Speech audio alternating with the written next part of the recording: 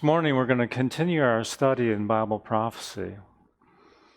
And just as a quick review of what we studied last time, we were looking at the book of Isaiah in chapters 44 and 45. And it talked about this man Cyrus that Isaiah was prophesying about.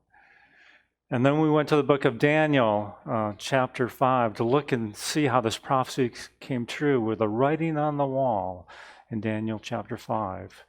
Where Babylon was defeated by Medo-Persia. And then we looked at this prophecy in Daniel 2, where it talks about this statue, this dream that Nebuchadnezzar saw. The head of gold, the chest of silver, the belly of bronze, the legs of iron, the feet of iron clay mixed. And this rock that was taken out of, that was cut out without hands and came and destroyed everything.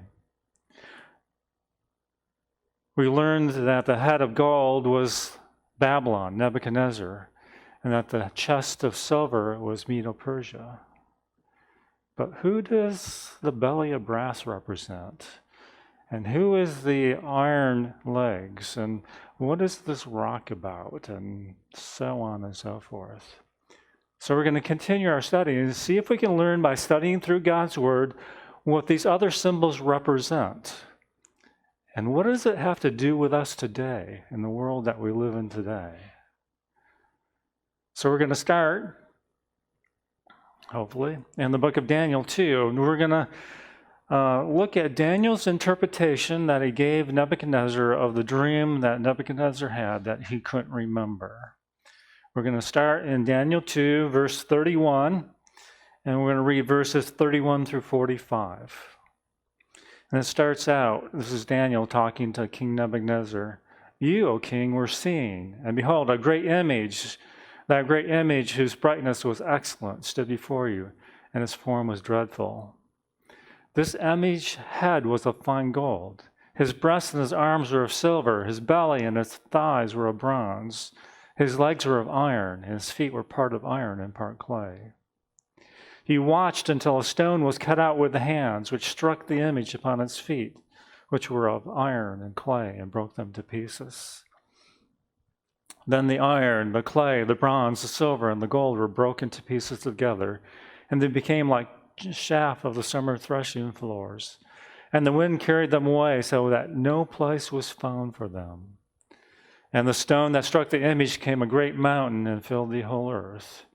This is the dream. And we will tell its meaning before the king.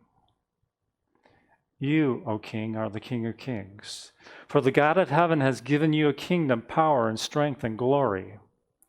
And wherever the Son of Man, the beasts of the field, and the birds of heavens live, he has given them into your hand and has made you ruler over them. You are this head of gold. And after you shall rise another kingdom lower than you, and a third kingdom of bronze, which shall rule over all the earth. And the fourth kingdom shall be as strong as iron, since iron crushes and smashes all things. And as the iron that shatters all these, it will crush and shatter. And as to that which you saw, the feet and the toes, part of the potter's clay and part of iron, the kingdom shall be divided. But there shall be in it the strength of the iron, because you saw the iron mixed with the miry clay. And as the toes of the feet were part of the iron and part of the clay, so the kingdom shall be partly strong and partly brittle.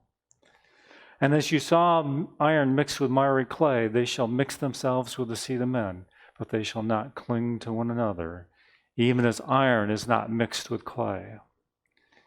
And in the days of these kings, the God of heaven shall set up a kingdom which shall never be destroyed.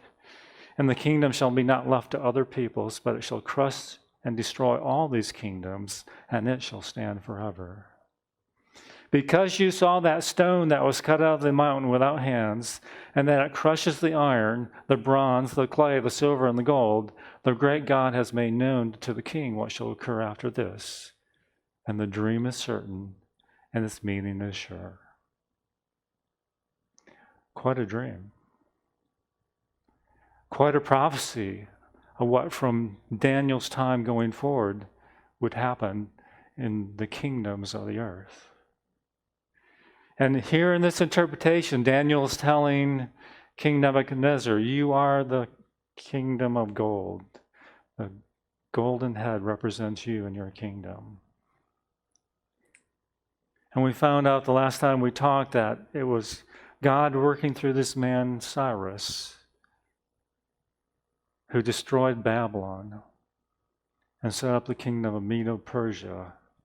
That is the kingdom of the silver chest and arms.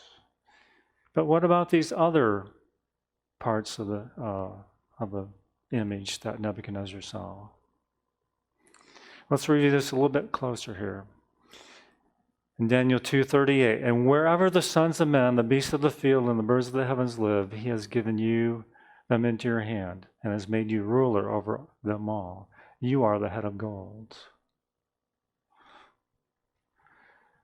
Remember, we looked at Daniel 5 and the story of the handwriting on the wall. And in that night, Belshazzar, who was the king of the Chaldeans, was killed, and Darius the Mede took the kingdom, being the son of 62 years. So this is the kingdom of the silver arms and chest. But what about the rest of the image? The brass belly, the thighs, the iron legs, and the mixture of clay and iron, and the feet and the toes. Who do they represent in prophecy? And what of this stone that destroys the image and fills the whole earth? Let's continue our study in the Bible to see what further information we can find that will give us an understanding of this prophecy of Daniel chapter 2. So we're going to turn to Daniel 8. And we're going to start with verse 1 and read verses 1 through 8. It starts out in verse 1. In the third year of the reign of King Belshazzar, a vision appeared to me, Daniel, after that which appeared to me at the first. What's he talking about here? Which appeared to me after the first. Daniel had had this previous vision that happened in the first year of the reign of King Belshazzar. You see, in the first year of Belshazzar was BC 540. His third year in which the vision was given would be 538. If Daniel, as he supposed, was about 20 years of age when he was carried to Babylon in the first year of Nebuchadnezzar in BC 606, he was at this time about 88 years old. The vision he speaks of as the one which appeared to him at the first is doubtlessly the vision of the 7th chapter of Daniel, which he had in the first year of Belshazzar. As you can see, that the book of Daniel was not written in chronological order. And there's a whole series of things you probably should know about the book of Daniel, how it was written. It was a chiastic type of literature and how it was written. And so things were not in order as we normally view things today in the world in which we live in. Let's continue on in verse 2. And in a vision I looked, and it happened when I looked, I was at Shushan, the palace, which is in the province of Elam. And in a vision I looked, and I was by the Eli canal. And I lifted up my eyes and looked, and behold, a ram with 2 horns stood before the canal, having 2 horns, and the 2 horns were high, but one was higher than the other, and the higher came up last. This place where Daniel was at, Shushan, was in the province of Elam. This was then in the hands of Babylonians, and there was a king of Babylon, had a royal palace there. Daniel, as minister of the state, was employed there about the king's business and was at that place. The viceroy or prince of Shushan revolted to Cyrus. And who was Cyrus? He was the leader of the Medo-Persians that defeated Babylon. And the province was joined to the Medes and Persians, so that, according to the prophecy of Isaiah 21 and 2, Elam went up with the Medes to besiege Babylon. And under the Medes and Persians it regained its liberties, and which had been deprived by Babylon, according to the prophecy of Jeremiah, chapter 49 and 39. Isn't it interesting how all these prophecies come together in Daniel? As Dr. Clark puts, to the Hebrew, the Chaldean part of the book being finished, you have to understand that chapters 1 through 7 in the book of Daniel were written in Chaldean. Chapters 8 through 12 are written in Hebrew.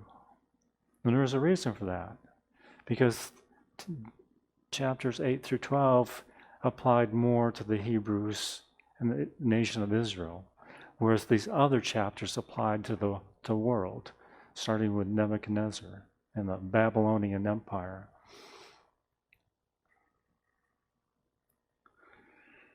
Continuing on in Daniel with verse 4. I saw the ram pushing westward and northward and southward, so that no beast could stand up before him, nor that could deliver him out of his hand. But he did according to his will and became great.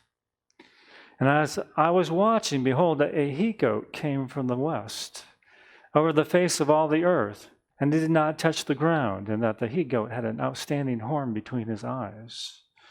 And he came to the ram that had 2 horns, which I had seen standing before the river, and ran to him in the fury of his power.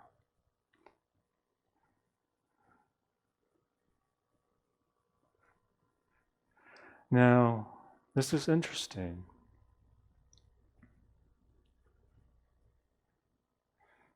And I saw him come close beside the ram, and he was moved with anger against him, and struck the ram and shattered his 2 horns.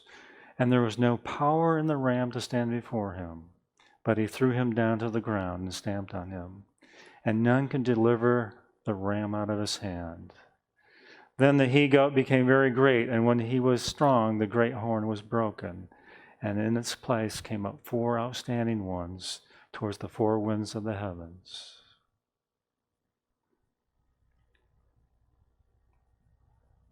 Continue on in Daniel 8, looking at verses 9 through 14. And out of one of them came forth a little horn, which waxed exceedingly great, towards the south and towards the east and towards the pleasant lands. And it waxed great even to the host of heaven. And it cast down some of the host of the stars to the ground and stamped upon them. Yet he magnified himself even to the prince of hosts. And by him the daily sacrifice was taken away, and the place of his sanctuary was cast down. We're going to talk more about this, the terminology used in verse 11 in a minute. And a host was given him against the daily sacrifice by the reason of transgressions. And it cast down the truth to the ground, and it practiced, and it prospered. And I heard one saint speaking, and another saint said unto that certain saint which spoke, How long shall be the vision concerning the daily sacrifice, and the transgression of desolation, to give both the sanctuary and to the host to be trodden underfoot? And he said to me, Unto 2,300 days, and then shall the sanctuary be cleansed. Wow, what a prophecy. All these symbols, these animal symbols, and all these different horns that come up and are cast down. What does it all mean? Let's talk a little bit about the terminology in verse 13 here up on the screen. It said, How long shall be the vision concerning the daily sacrifice? To any of you, in any of the Bibles that you're reading, that you have open, that word sacrifice, first of all, is that word in the version of the Bible that you're looking at? And if it is it in italics? Well, if it is there and it's in italics, it means that this word was added. This word sacrifice is added. It's not in the original Hebrew transcript. Not only was this word sacrifice added, this word daily is not a correct interpretation of the word. The word is tamid in Hebrew, and it should be interpreted continual versus daily. And so it should read, how long should the vision concerning the continual and the transgression of desolation to give both the sanctuary and the host to be trodden overfoot? The continual desolation versus the transgression of desolation is what we're talking about. See, this little horn is in two phases, and these two phases are represented by this terminology, the continual and the transgression of desolation.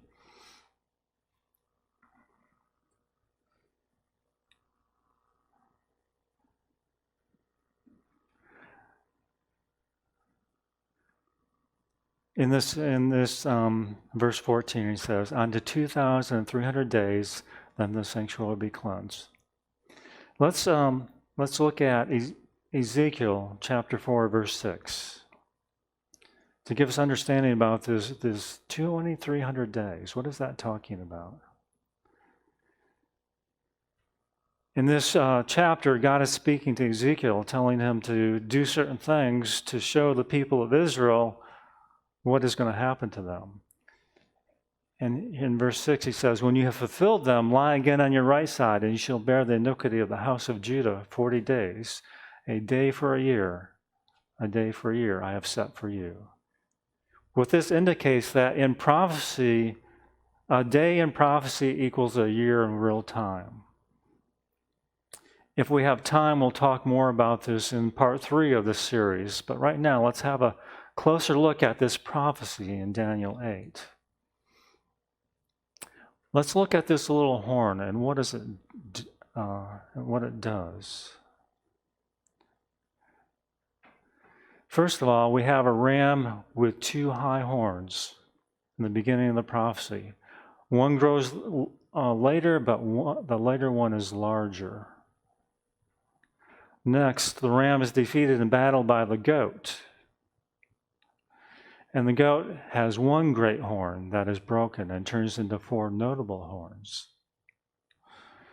And out of the 4 notable horns came a little horn, which waxed exceedingly great. A horn in Bible prophecy represents a king or a kingdom. So the ram consisted of 2 high horns, or 2 kingdoms that came together. One kingdom growing powerful later, but also the most powerful of the 2. The ram is defeated in battle by the goat, which has one great horn. That great horn is broken. That king is broken, and it turns into 4 notable horns. And out of one of these 4 notable horns comes this little horn, which waxed exceedingly great. You see, the ram had 2 high horns. The goat had one great horn, which turned into 4 notable horns. But this little horn waxed exceedingly great. Let's take a little closer look at what this little horn does. The little horn waxed exceedingly great towards the south and towards the east and towards the pleasant land. We know what south is, and we know what east is. Well, what is the pleasant land? So what is that talking about? Let's look at a text that might help us. Let's review the rest of the characteristics here, then we'll look at a text that tells us what the pleasant land is. And it waxed great, even to the host of heaven, and cast down some of the host of the stars of the ground, and stamped upon them. What are these stars? And how are they cast to the ground? He magnifies himself even to the Prince of Hosts. Who's the Prince of Hosts? And by him, the continual was taken away, which is misinterpreted the daily sacrifice, and the sacrifice being added. My clicker is not working. And the place of his continuous sanctuary was cast down. His seat of authority, his base of power. I don't know if the batteries are, there we go. And the host was given him against the daily continual by reason of transgression, by reason of sin. And it cast down the truth to the ground and practiced, and it prospered. All this terminology, all this prophecy, it's kind of confusing. What is it talking about? Let's see if we can figure out what it refers to, and then it can help us in determining who these kings and kingdoms are. Waxed exceedingly great towards the south and towards the east and towards the pleasant land. Let's look at a verse in Psalms chapter 106, verses 21 through 24. They forgot God, their Savior, which had done great things in Egypt, wondrous works in the land of Ham, and terrible things by the Red Sea. Therefore he said that he would destroy them, had not Moses, his chosen, stood before him in the breach, to turn away his wrath, lest they should destroy him. Yea, they despised the pleasant land, they believed not his word. It's talking about the children of Israel, how they were rebelling against God in the wilderness, that they didn't consider what God had done for them in Egypt and at the Red Sea. And it was only because Moses stood before God and the children of Israel that he did not destroy them. It says, yea, they, the children of Israel, despise the pleasant land. Why? They believe not God's word. The pleasant land, the land of promise, the promised land, the land that Israel would eventually dwell in. That is the pleasant land. So this horn waxed exceedingly great towards the south and towards the east and towards the pleasant land, the land of Israel, the nation of Israel. And it waxed great even to the host of heaven, and it cast down some of the host and of the stars to the ground and stamped upon them.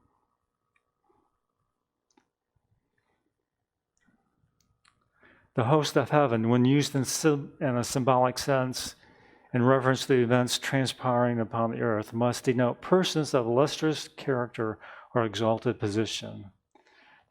And for example, using Revelation 12:14, the great red dragon is said to have cast down a third part of the stars of the heaven to the ground. The dragon is there interpreted to symbolize pagan Rome, and the stars that cast to the ground were the Jewish rulers. So this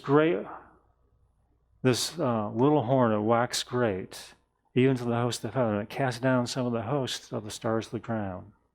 It cast some of the rulers of Israel to the ground. So this power, this little horn power, whatever it is, had cast the host, the kings of Israel to the ground. So, are you getting a sense of who this may be talking about? The nation of Israel?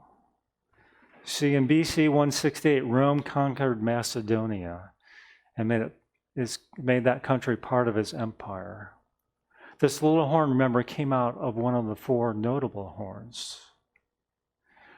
Rome is therefore introduced in the prophecy just as from the conquering the Macedonia horn of the goat is going forth to new conquest in other direction, that therefore appeared to the prophet, or may be properly spoken of this in prophecy as coming from one of the horns of the goat. The little horn waxed great towards the south. This was true of Rome. Egypt was made a province of the Roman Empire in BC 30 and continued such for some centuries. The little horn waxed great towards the east. This was also true of Rome, because Rome conquered Syria in BC 65 and made it a province. The little horn waxed great towards the pleasant land. So did Rome. Judea is called the pleasant land in many scriptures, and the Romans made it a province of their empire in BC 63, and eventually destroyed the city and the temple and scattered the Jews over the face of the whole earth. The little horn waxed great even to the host of heaven. Rome did this also. The host of heaven, as we just read, is cast down the third part of the stars of heaven to the ground. The dragon is there interpreted to symbolize pagan Rome, and the stars that cast down to the ground were Jewish rulers. This was in Revelation 12:14. Evidently, the same power and the same work here is brought to view, which again makes it necessary to apply this growing horn to Rome. This little horn magnified himself even to the Prince of Hosts. Rome alone did this, and the interpretation in verse 25 is called standing up against the Prince of Princes, which we'll look at in a minute. How clear an allusion to the crucifixion of Lord under the jurisdiction of the Romans.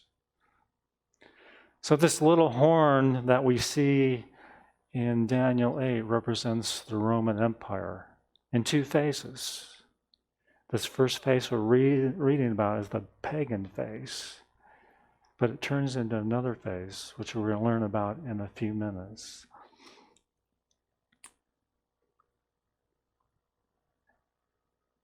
He magnifies himself even the Prince of Hosts. That's what we just read, which is talking about the crucifixion of Christ.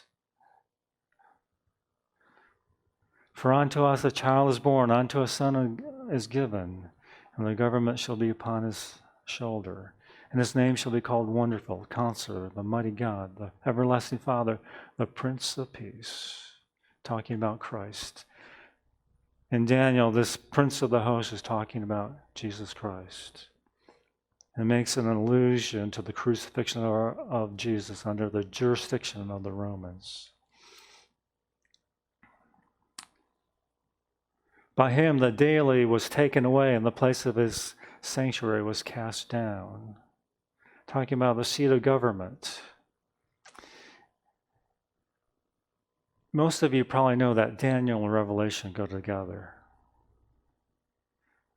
So let's compare Revelation 13:2. And the beast which I saw was like unto a leopard, and his feet were as the feet of a bear, and his mouth as the mouth of a lion. And the dragon gave him his power and his seat and his great authority. This is a reverse order of the prophecy of Daniel 7. In Daniel 7, the lion was first, and then the bear, and then the leopard, and then the beast. Because John is looking back in time and Daniel is looking forward in time, the order is reversed. And the dragon gave him his authority. The dragon represents pagan Rome. And the dragon gave him his power and his seat and great authority, a seat of government. And a host was given him against the daily, against the pagan portion of this horn, by reason of transgression, and it cast down truth to the ground and practiced it, and it prospered. The two phases spoken of as the daily and the transgression of desolation, the daily signifying the pagan form, and the transgression, the papal form of Rome. The actions ascribed to this power, sometimes one form is spoken of, sometimes the other. By him, the daily, the pagan form, was taken away. By him, meaning the papal form. Pagan Rome was remodeled into papal Rome. In the place of his sanctuary at worship, the city of Rome was cast down. The seat of government was removed by Constantine in AD 330 to Constantinople.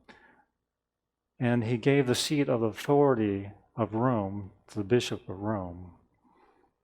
And that's why in Revelation 13:2 here says that the dragon, pagan Rome, gave the beast, papal Rome, his seat and the city of Rome. So it may not be very clear. There's so much information there, but Daniel in Daniel 8:15-27 gets an interpretation. So let's read this and see if it makes it clearer. Starting with verse 15.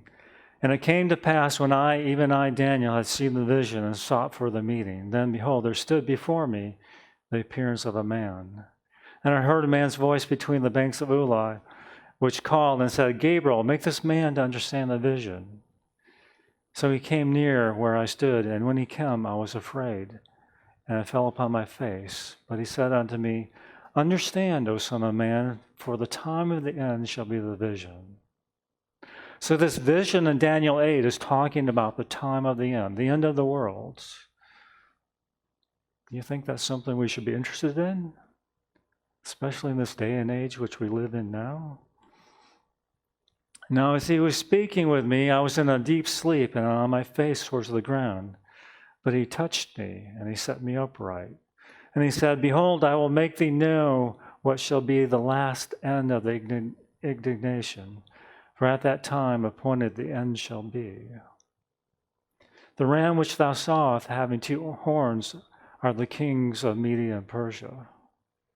And the rough goat is the king of Greece, and the great horn that is between his eyes is the first king. Now, wait a minute. So in Nebuchadnezzar's dream, we have a head of gold, which is Babylon. We have the chest of silver, chest and arms of silver, which we know as Media Persia. And so here in verse 21, the goat is the king of Greece. So the belly of brass must be Greece. So the great horn that is between the eyes is the first king of Greece, which is Alexander the Great.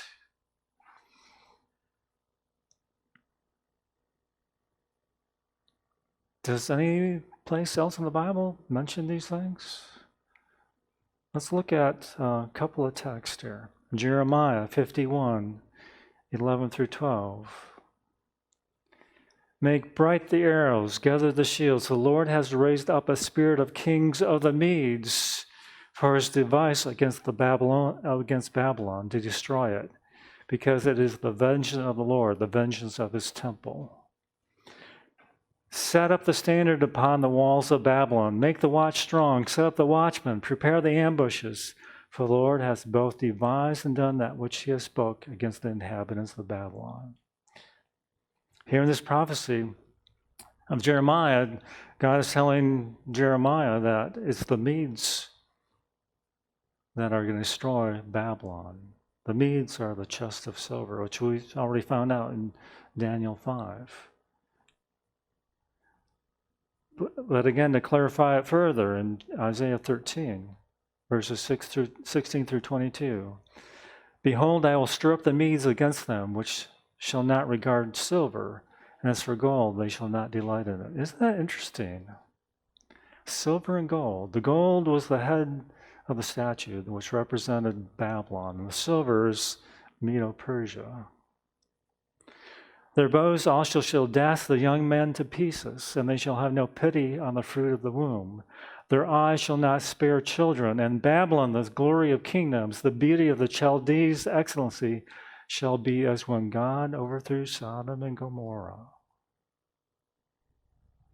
Nothing left. And it shall never be inhabited, the city of Babylon. Neither shall it be dwelt in from generation to generation. Neither shall the Arabian pitch tent there. Neither shall shepherds make their fold there. But the wild beasts of the desert shall lie there, and their houses shall be full of doleful creatures. And owls shall dwell there, and satyrs shall dance there. And the wild beasts of the islands shall cry in their desolate houses, and dragons in their pleasant palaces. And her time is near to come, and her days shall not be prolonged. Again, we see these texts that reinforce our understanding of this vision of Nebuchadnezzar in chapter 2 of Daniel. The head of gold is Babylon, which Daniel tells King Nebuchadnezzar in the interpretation of that dream. We know that Medo-Persia overcomes Babylon, and now we find out in Daniel 8 that the king of Greece is the one that destroys Medo-Persia. In verse 22 of Daniel 8, we continue. Now that great horn being broken, whereas 4 stood up for it, 4 kingdoms shall stand up out of the nation, but not in his power. And in the latter time of their kingdom, where the transgressors are come to full, a king of fierce countenance and understanding dark sentences shall stand up. And his power shall be mighty, not by his own power. And he shall destroy wonderfully, and shall prosper and practice, and destroy the mighty and the holy people. Remember, verse 22 is talking about the goat with the great horn, Alexander the Great.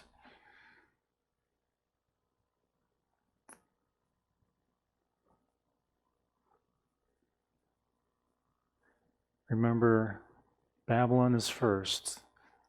Medo-Persia conquered Babylon in 539 BC and extended much of their empire over much of the Middle East until Alexander the Great in 331 BC. This is talking about four notable horns that are coming in place of the great horn that was broken. These four notable horns end up being four generals of Alexander the Great. He had a couple of sons, Alexander the Great, that reigned for only a year or two, and they were kind of done away with. They were taken out of place, and ended up that his empire was split into four different sections. One of the generals, Cassander, had Greece and the neighboring countries. Lysimus had Asia Minor. Seleucus had Syria and Babylon, and from whom came the line of kings known as the Seleucids. Ptolemy had Egypt. These held dominion towards the four winds of the heavens, as was prophesied in Daniel. So Cassander had the western parts, Lysimus had the northern regions, Seleucus possessed the eastern countries, and Ptolemy had the southern portion of the empire. So again, just looking at history, we can see how this prophecy in Daniel, talking about the goat with the great horn, which was Alexander the Great, that was turned into four horns, which were the four generals who split up his kingdom.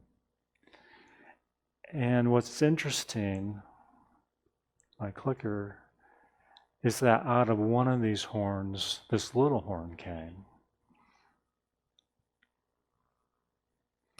In the latter time of their kingdom, when the transgressors are come to the full, a king of fierce countenance and understanding dark sentences shall stand up.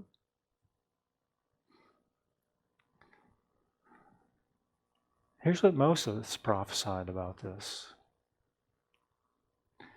The Lord shall bring a nation against thee from afar, from the end of the earth, as swift as the eagle flieth, a nation whose tongue thou shalt not understand, speaking in dark sentences. A nation of fierce countenance, which shall not regard the person of old, nor show favor to the young. So far we've talked about Babylon, Medo-Persia, now Greece being the goat with the great horn, how Greece was divided into four different sections. Can this be said about any of those kingdoms? Understanding dark sentences, whose tongue thou shalt not understand. You can't say that about the Babylonians, the Persians, or the Greeks. For the Chaldean and Greek languages were used to a greater or lesser extent in Palestine. This, however, was not the case in the Latin or the Roman Empire. If you continue to read Moses' prophecy in Deuteronomy, it will describe the destruction of Jerusalem by the Romans in AD 70. It was prophesied in Deuteronomy. Again, it's just amazing how so much of the Bible you can bring together, especially in Daniel. Things just come together. All these prophecies, they come to fruition. Talking about this little horn power that comes out of one of these four notable horns. And his power shall be mighty, but not by his own power. And he shall destroy wonderfully, and shall prosper in practice, and shall destroy the mighty and holy people. Mighty, but not by his own power. The success of the Romans was owing largely to the aid of their allies and divisions among their enemies, of which they were ever ready to take advantage. Papal Rome also was mighty by means of the secular powers over which she exercised spiritual control. He shall destroy wonderfully. The Lord told the Jews by the prophet Ezekiel that he would deliver them to men who were skillful to destroy. and that the slaughter of 1,100,000 Jews at the destruction of Jerusalem by the Roman army was a terrible confirmation of the prophet's words. Here it is in Ezekiel 21:31. And I will pour out my indignation upon thee, and I will blow against thee in the fire of my wrath, and deliver thee unto the hand of brutish men, and skillful to destroy. God's prophecies come true. That's why it's so important to study the book of Daniel and Revelation and prophesy about end-time events. That we should know and look around us and observe the time that we're living in. And how it should encourage us to strengthen our relationship with our Father and Jesus Christ. Let's continue on here. Continuing in Daniel 8, verse 25. And through his policy, this little horn, also he shall cause craft to prosper in his hand, and he shall magnify himself in his heart. And by peace shall destroy many, and he shall also stand up against the prince of princes, but he shall be broken without hand. And the vision of the evening and the morning which was told is true. Wherefore shut up thou the vision, for it shall be many days. And I, Daniel, fainted. It was 6 certain days. And afterwards I rose up and did the king's business. And I was astonished at the vision, and none understood it. Let's look closer at this little horn and some of the characteristics of it. And through his policy he shall also cause craft to prosper in his hand. And he shall magnify himself in his heart, and by peace destroy many. And he shall stand up against the prince of princes, but he shall be broken without hand. Rome has been distinguished above all other powers for a policy of craft by means of what it had brought the nations under its control. I don't know if you remember our study a few years ago of Daniel 11, but we learned in that study that other nations, other empires looked to Rome for direction when there was conflict. They went to Rome to sue for peace between each other. And so Rome exerted its control over the nations by its policy of craft. This is true of both pagan and papal Rome. And thus by peace it destroyed many. And Rome finally, in the person of one of its governors, stood up against the prince of princes by giving sentence of death against Jesus Christ. But he shall be broken without hand. An expression which identifies the destruction of this little horn power. Let's take a little bit closer look at this. Daniel 2:45. What does Daniel 2:45 say, Mark? Forasmuch as thou sawest the stone that was cut out of the mountain without hands, and break into pieces the iron, the brass, the clay, the silver, and the gold, the great God hath made known to the king what shall come to pass hereafter. The dream is certain, and the interpretation thereof is sure. This little horn power will not be broken until the second coming of Christ. But he shall be broken without hand. The stone that was cut out of the mountain without hands, and it break into pieces all these other kingdoms. So this little horn power is still with us today. Today, the day that we live in. Let's take a little bit closer look at verses 9 through 14. Talking about this little horn power. Then I heard one saint speaking, another saint say unto that certain saint which spoke, How long shall be this vision concerning the daily sacrifice? We know sacrifice is added.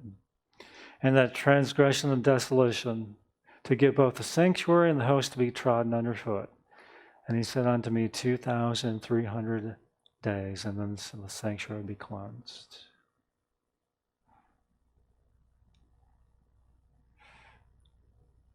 Look at Matthew 24:15. What is the chapter of Matthew 24 about? The second coming of Christ. What does it say? When ye therefore shall see the abomination of desolation, the second phase of this little horn power mentioned in Daniel 8. When you see it stand in the holy place, whoever readeth, let him understand. Mark 13:14 says it a little differently. When you shall see the abomination of desolation spoken of by Daniel the prophet, standing where it ought not, let him that readeth understand. Let them that be in Judea flee to the mountains. Stand in the holy place. Stand where it ought not. When you think of holy place, what do you think about? The temple, the tabernacle of God. And we know from our study of the Old Testament that the Jewish tabernacle or temple had two sections. One being the holy place and then the most holy place, where the services that represent the plan of salvation, the coming and sacrifice of Christ, implementing the forgiveness of sin, and bringing them before the Father in the most holy place. This little horn is going to stand in the place of God. It's going to apply those attributes that are only due to God Himself, to Himself. This little horn is about to speak in the day that we live in right now. Will it use its policy and craft to convince the whole world to follow His instructions versus the truth found in the Word of God, in God's commandments? Is He about to speak, and will He convince the world to obey Himself and to bow down to Him? Just as Daniel's three friends were commanded to bow down before this image. Will you bow down to Him? Will you be obedient to Him versus the Word of God? We have one more part left in the series about Bible prophecy where we'll further explore what Daniel has to say about this little horn power, as well as the book of Revelation, that has to apply to the very day that we live in and the events that are about to happen. A few more verses. 1 Thessalonians 5, verses 1 through 11. But of the times and the seasons, brothers, you have no need that I write you. For you yourselves know accurately that the day of the Lord comes like a thief in the night. For when they shall say peace and safety, then sudden destruction comes on them, as travail comes upon a woman with child, and they shall not escape. But you, brothers, are not in darkness, that the day should overtake you like a thief. You are the sons of light and the sons of day. We are not of the night, nor of darkness. Therefore, let us not sleep as the rest do, but let us watch and be calm. For those sleeping, sleep in the night, and those being drunken are drunken in the night. But let us, who are of the day, be calm, having put on the breastplate of faith and love and the hope of salvation for a helmet. For God has not appointed us to wrath, but to obtain salvation by our Lord Jesus Christ, who died for us, so that whether we watch or sleep, talking about the sleep of death, we should live together with Him. Therefore, comfort one another and edify one another, even as you also do. It's a warning to be watchful.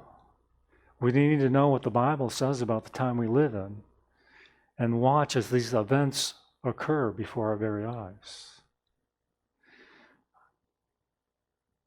There is so much more to what we've studied so far. There's so much more detail that we could go into looking at history. And I invite you to, in your own personal time, continue your study of Daniel and see how it correlates to history that's already happened. And that we can take comfort and knowledge that the Bible is true and that what it says will happen in our time will also occur.